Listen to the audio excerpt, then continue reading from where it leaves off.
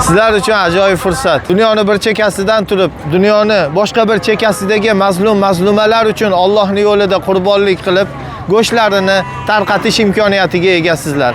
Aziz birodarlar, mana biz hozir mana bu yoqdagi Shomdagi qo'ylar sotiladigan bozorga keldik. Bilmadim, bu yoqda buqalarni ko'rmayapmiz, faqat qo'ylar shakilli.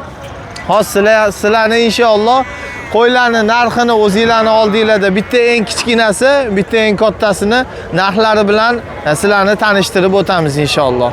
Aziz birodarlar, bozorda qo'chqorlarning bahosi 250 dan 450-500 gacha ekan inshaalloh. Yana ko'rib, hozir qarab ma'lumot yig'uramiz inshaalloh. Aziz birodarlar, o'rtacha qo'chqor 250 dollardan 400, 500, 600 yog'iga ketaveradi.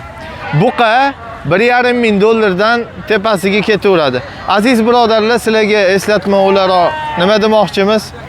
Dunyoni bir chekkasida turib qurbonlik qilamiz. Balki to'q joydadirmiz. Imkoniyatlari, sharoitlari bemalol joydadirmiz. Aksarimiz shunaqa holatda turib qurbonlik qilamiz.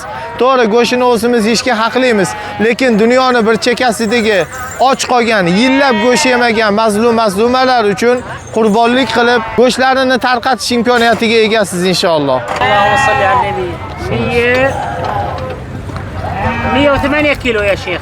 Shuni birodarlar, hozir mana tarozga tortildi, mana mana 750 dot 750 dollar ekan, mana mana 750 dollar.